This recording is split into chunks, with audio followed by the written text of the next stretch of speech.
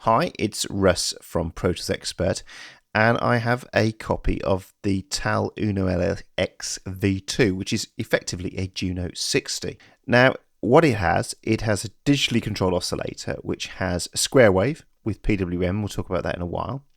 It then has a sawtooth wave, and then it has a sub-oscillator as well, and noise.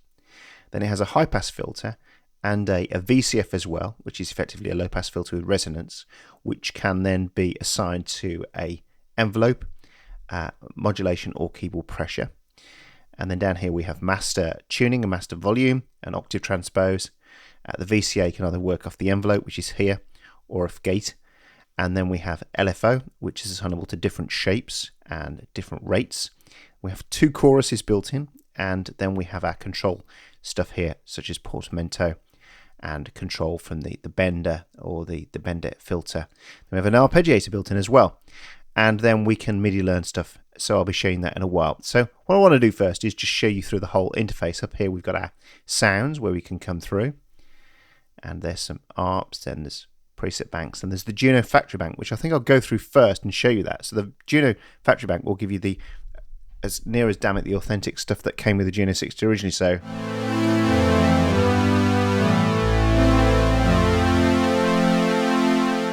there's strings. You can hear now that's the chorus coming in there. But lovely sound.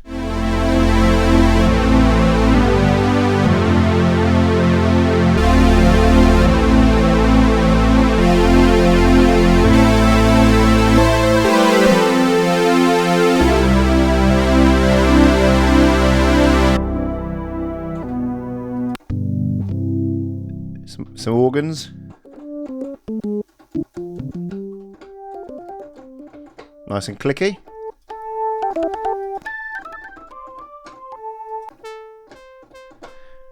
Nice analog brass.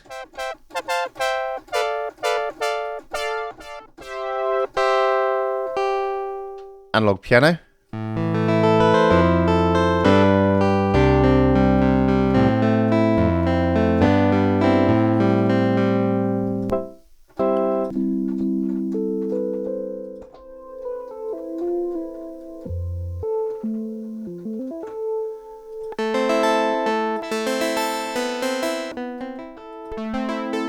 And if we go further on, we'll get to some basses, some really nice.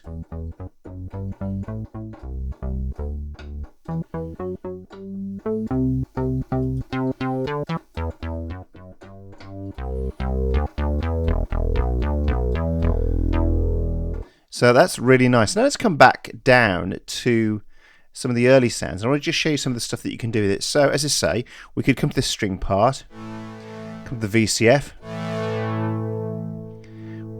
And we could have that assigned to the envelope first.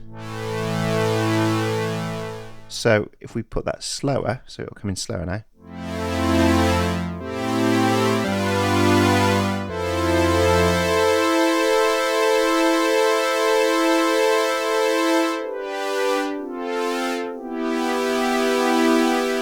Increase the release as well.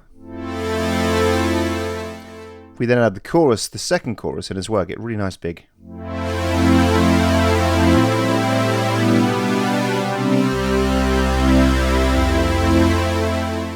Or what I could do instead, I could come in and I could lose the envelope altogether and go to mod.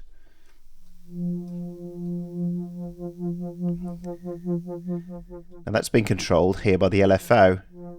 At the moment it's a sine, it's very smooth, but we can go to things like the kind of reverse effect, or random, which is nice.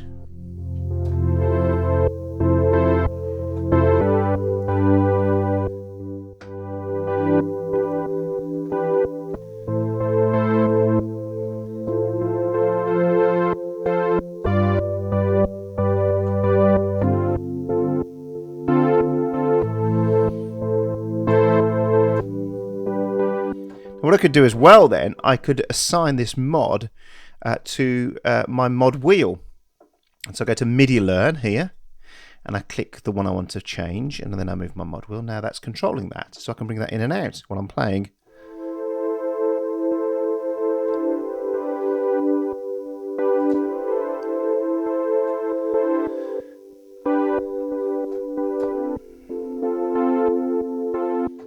Bring the frequency up a bit further.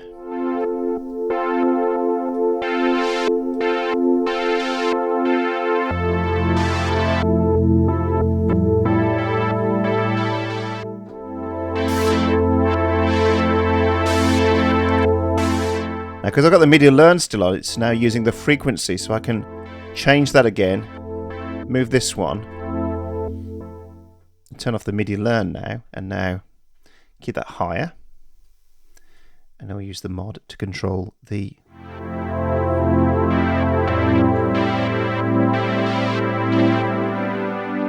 so that's coming in now.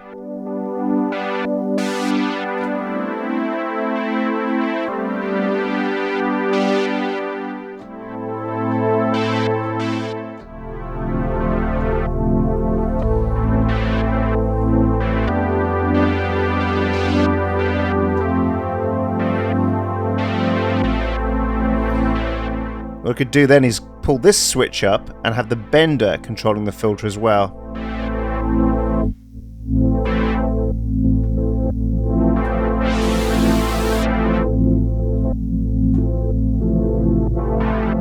Change the intensity of that.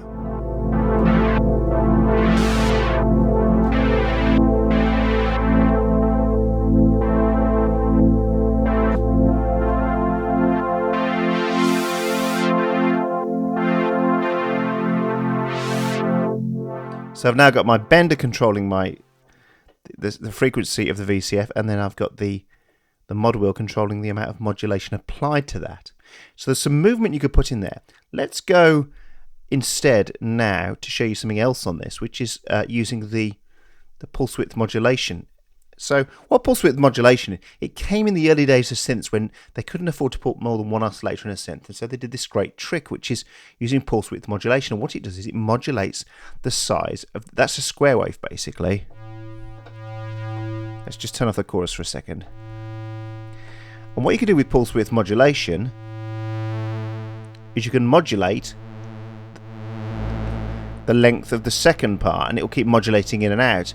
And if we take the rate down now of this, you get that lovely kind of stacked sound. Hear that going there? So you get a much bigger sound than you would with just a square wave.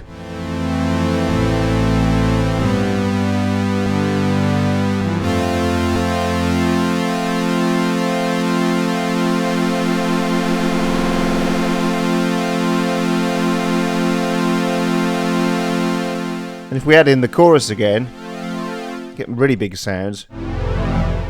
Then you can add the sub-oscillator in as well here, which is nice. And really thicken that sound up now. You can add the saw in as well. And then you've suddenly got a really big sound.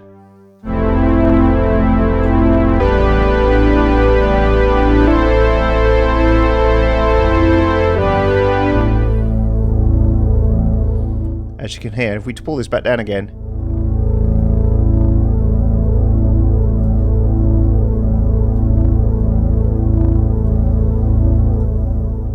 just leave that in again.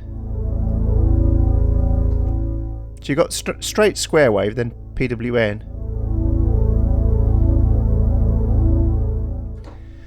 Let's look at the Arpeggiator. There's some really great presets with this that you get. So we go to the ARP and just show you some presets of the Arpeggiator.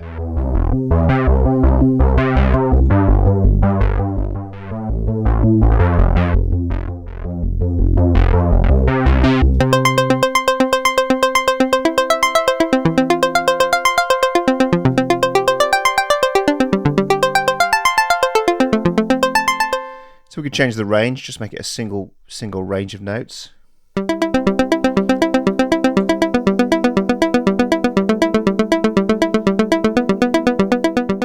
Or 2 octaves. I quite like a single range actually, put some chorus in it.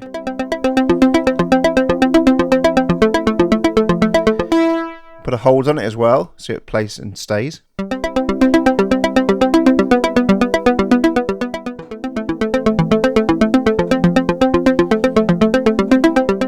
And of course, you can use the sync to sync it. Have it triplet time if you want.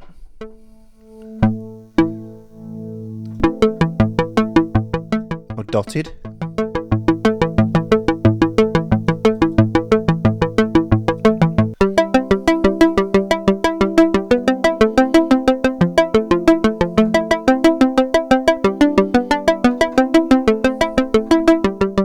And then the tempo,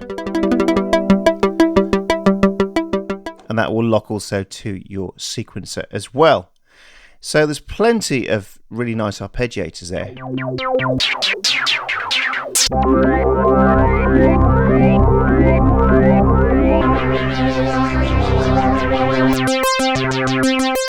You can hear it's incredibly analog sounding. Lots of presets. You've got stuff there with the portamento working.